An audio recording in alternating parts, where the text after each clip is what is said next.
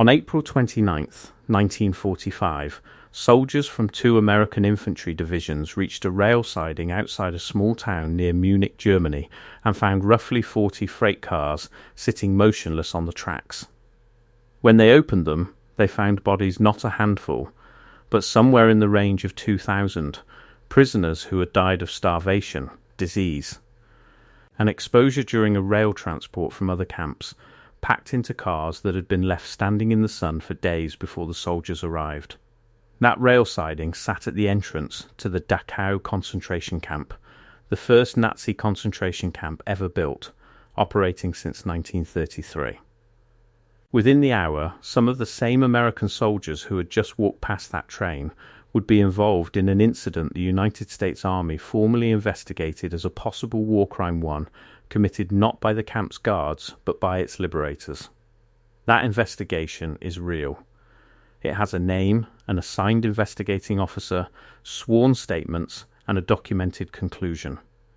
What makes this story worth telling isn't a hidden secret nobody has ever written about. Historians have studied the Dachau liberation and its aftermath for decades.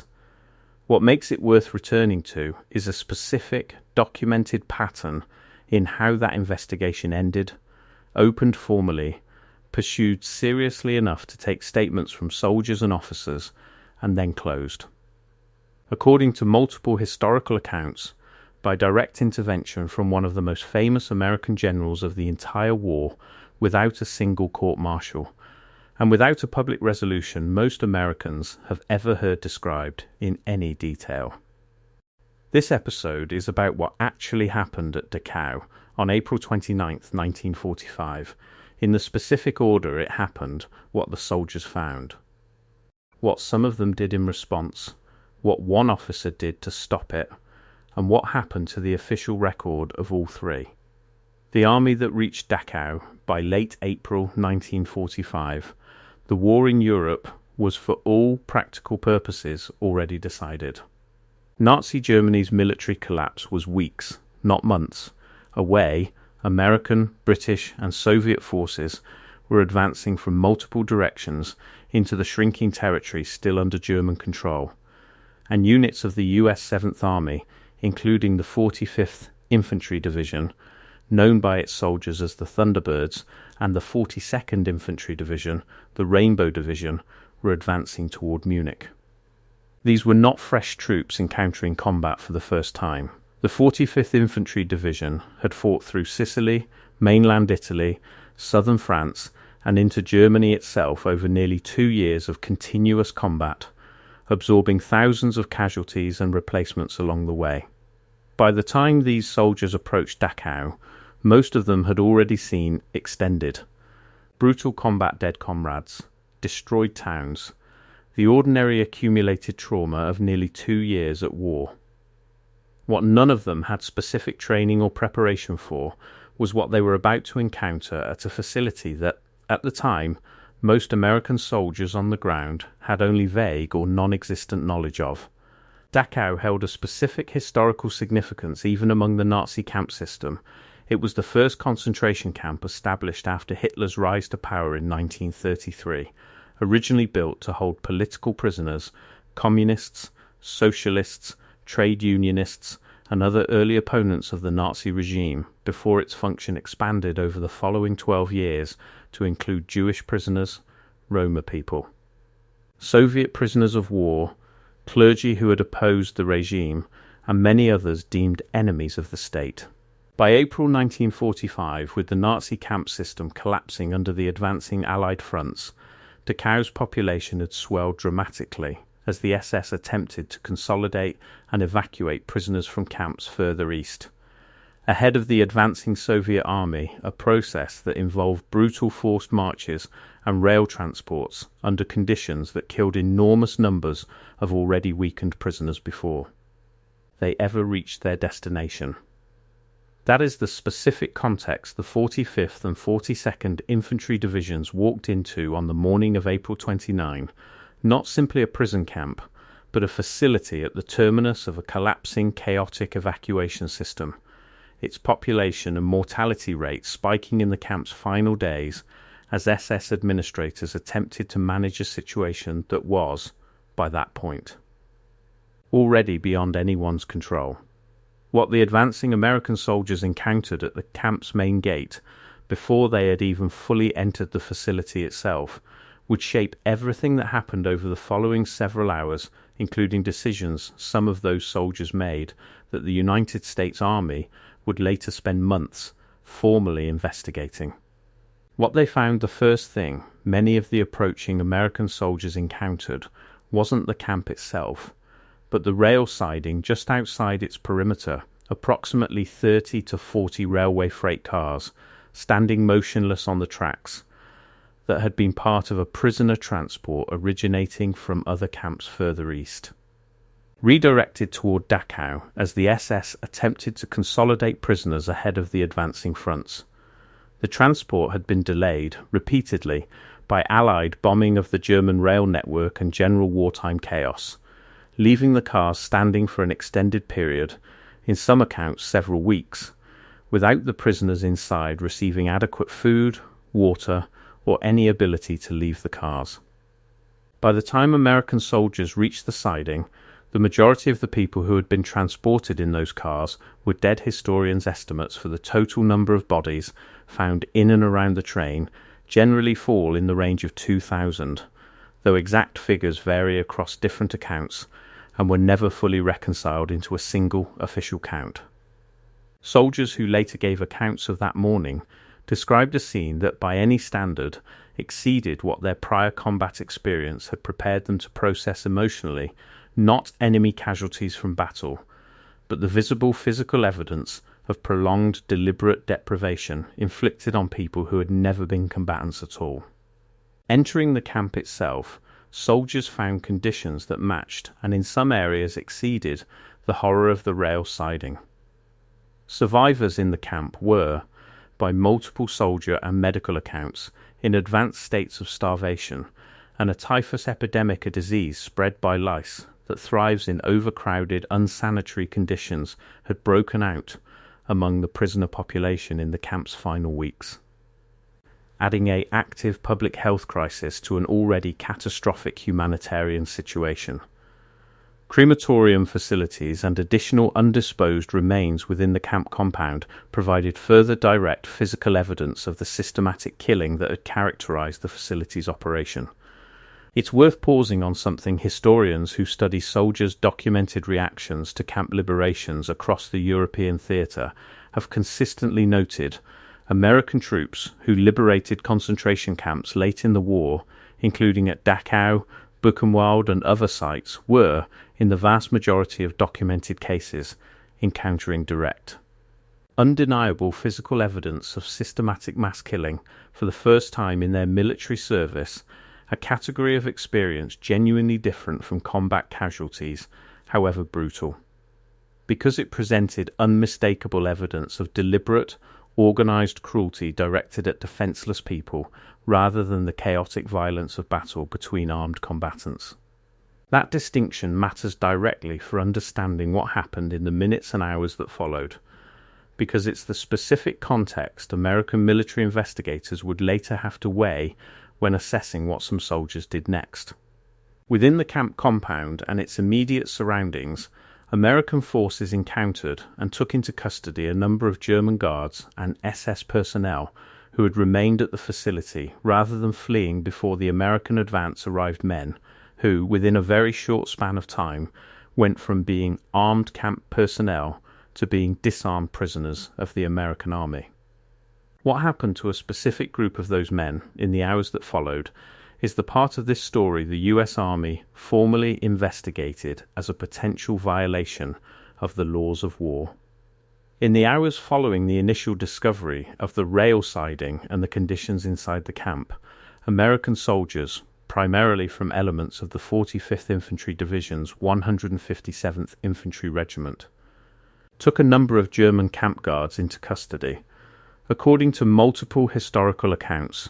drawing on soldier testimony, later interviews, and the US Army's own subsequent investigation, a number of these disarmed, surrendered guards were killed by American soldiers rather than being processed as ordinary, prisoners of war. The exact number of guards killed in these incidents is genuinely disputed among historians, in part because the events happened quickly, across more than one location within and around the camp, and were not systematically documented in real time by anyone with an obligation to produce an accurate contemporaneous count. Historical accounts place the number killed at Dachau on April 29 in a range that different sources cite differently. Some accounts describe several dozen, others cite figures closer to 50, and no single, universally agreed upon total exists in the historical literature. What is not disputed, because it is confirmed by multiple independent soldier accounts and by the US. Army's own subsequent investigation is that unarmed, surrendered German personnel were killed by American troops at Dachau that day, in numbers larger than could plausibly be explained as isolated individual incidents. The most extensively documented individual account of these events comes from Lieutenant Colonel Felix Sparks, commanding officer of the 157th Infantry Regiment's 3rd Battalion, whose own later written recollections describe intervening directly to stop the shootings once he became aware of what was happening, physically confronting soldiers, in his own account, and ordering an immediate halt to the killing of prisoners. Sparks's account, given in his own words years after the war, and later compiled by historians studying the liberation, describes his own actions as a direct personal intervention to end what he understood, in the moment, as executions of surrendered men that had moved beyond anything resembling combat or self-defense. It's important to be precise about what this script is, and isn't, claiming Sparks's own account is a primary historical source given by a participant with direct knowledge, and it has been treated as broadly credible by the historians who have studied this incident. But it is also, like any single individual's recollection of a chaotic and traumatic event, a personal account rather than an independently verified forensic record. Historians studying Dachau's liberation generally rely on Sparks's testimony as one important source among several, not as the sole or unquestionable account of exactly what happened, in what order, or exactly how many men were involved on either side. What the historical record does support without significant dispute is this: American soldiers, in the immediate aftermath of encountering direct physical evidence of the camp's function and the death train at its gate, killed a number of surrendered German guards under circumstances that went beyond any standard justification of active combat or self-defense, and at least one American officer present, according to his own later account, recognized this in the moment and took direct action to stop it before it went further. Killing surrendered, disarmed prisoners was, under the laws of war the United States itself was formally committed to upholding, a serious violation regardless of the circumstances or provocation involved, which is exactly why the US Army, once it became aware of what had happened at Dachau, opened a formal investigation into its own soldiers' conduct. What happened to that investigation is the part of this story that determines whether this counts as a story about accountability or a story about the absence of it. The investigation, and what happened to it, word of the shootings at Dachau, reached higher levels of the US Army command relatively quickly, and a formal investigation was opened to determine what had happened and whether any American personnel should face disciplinary action or court-martial for the killing of surrendered prisoners, a category of conduct that, under the same laws of war the Allied powers were actively using to prosecute German war crimes at Nuremberg within the following year, constituted a serious offence regardless of the circumstances that had preceded it. The investigation collected sworn statements from soldiers and officers who had been present, including, according to multiple historical accounts, testimony bearing directly on the scale and nature of the killings. This was not, in other words, an investigation that was quietly ignored or never actually pursued. It reached the stage of a documented formal military inquiry with an assigned investigating officer and a body of collected testimony, the kind of process that, in a different outcome, could plausibly have led to courts-martial for some of the soldiers involved. According to multiple historical accounts, including recollections attributed to Sparks himself and analyses by historians who have studied the surviving documentation, the investigation was ultimately closed without any soldier facing court-martial or formal disciplinary action, a decision multiple sources attribute, at least in part, to direct intervention from General George S. Patton, commanding the U.S. Third Army,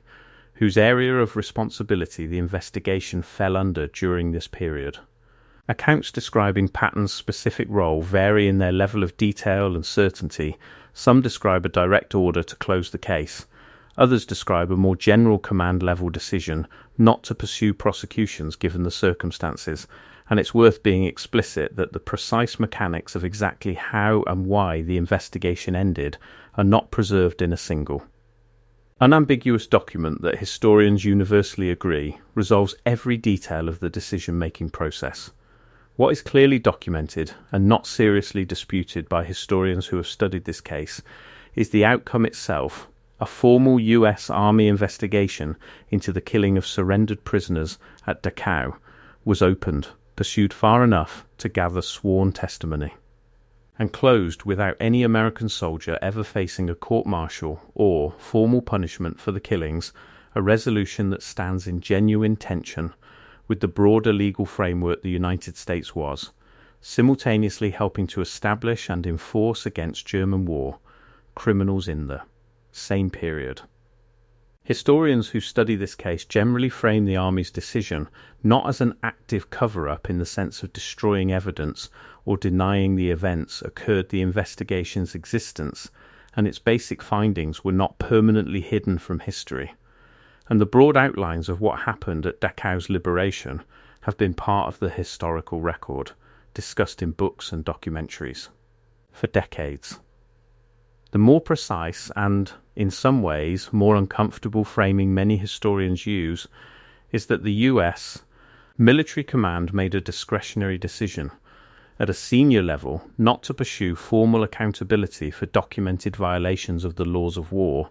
given the specific and extreme circumstances that had preceded the killings, a decision that was never fully explained in a single authoritative public document, and that left the exact chain of individual responsibility, on both the American and the investigative sides, permanently less clear than the initial sworn statements might otherwise have allowed it to become. More than 75 years later, this specific case remains a recurring subject of study, not primarily among casual history audiences, but among military historians, legal scholars, and ethicists studying the laws of war, because it sits at a genuinely difficult intersection of documented atrocity, documented retaliatory killing, and a documented decision not to hold anyone formally accountable for the latter, all preserved, imperfectly but substantially, in the historical record. What military historians still debate the Dachau liberation and its aftermath occupies a genuinely contested space in how military historians and legal scholars discuss the laws of war and the psychological realities of combat, and it's worth presenting that ongoing debate directly rather than resolving it into a simple verdict the historical record doesn't actually support. One line of historical argument holds that the killings at Dachau, while clearly a violation of the formal laws of war under which the United States itself operated, should be understood within the specific extreme context that preceded them soldiers who had just encountered direct, overwhelming physical evidence of systematic mass killing, reacting in a moment of acute psychological crisis that formal military law, reasonably designed for more conventional combat circumstances, may not adequately account for. By this reading, the Army's decision not to pursue prosecutions, whatever its precise institutional mechanics, reflected a judgment that formal legal accountability, applied rigidly in this specific circumstance, would have represented its own kind of injustice. A different, equally serious line of argument made by other historians and by legal scholars specifically focused on the laws of war holds that this reasoning, however psychologically understandable, represents exactly the kind of justification that laws governing the treatment of surrendered combatants are specifically designed to resist, because if extreme provocation is accepted as sufficient. Justification for killing disarmed prisoners, the entire protective function of those laws, developed specifically to prevent atrocity from generating further atrocity, is meaningfully undermined. By this reading, the fact that the killings are understandable as a human reaction doesn't resolve the question of formal accountability, it simply describes why accountability is difficult, not why it should have been abandoned. Both of these positions are held by serious historians and legal scholars, and this script isn't going to resolve a debate that the people who've spent entire careers studying it haven't resolved either. What can be stated without significant dispute is the documented sequence of events: a Nazi concentration camp was liberated. American soldiers encountered direct, overwhelming evidence of systematic mass killing. A number of surrendered German guards were killed by American soldiers in the hours that followed. At least one American officer intervened, by his own documented account, to stop further killings, the US. Army investigated, and the investigation ended without formal accountability for any American soldier involved, through a decision-making process that remains, in its precise details, less than fully documented even today. What makes April 29th, 1945 worth returning to isn't a hidden secret nobody has written about before historians have studied Dachau's liberation for decades. And the broad facts of what happened there aren't seriously disputed. What makes it worth returning to is how rarely the full specific sequence gets told in order: what the soldiers found at that rail siding, what a documented number of them did in the hours that followed, what one officer did to stop it, and what happened to the formal investigation into all of it, opened seriously enough to gather sworn testimony and closed by most historical accounts. Through a senior command decision that was never fully explained in any single document historians can point to today. That gap between a formal investigation that clearly happened and a formal resolution that was never fully documented is, in its own way, exactly the kind of institutional record this channel exists to examine, not a story about a secret that was successfully buried forever, but a story about how even a genuinely investigated event can end without ever producing a complete, unambiguous public account of exactly how and why it concluded the way it did. If you want to look into the primary sources yourself, Lieutenant Colonel Felix Sparks's own recorded recollections, the historical scholarship compiled in Sam Dan's collected Rainbow Division Liberation Memoirs, and the US Army's surviving investigative documentation, I've linked what's publicly available in the description. This is documented, studied, and still debated by the people who know it best. It didn't need a single invented detail to earn its place in this channel's archive.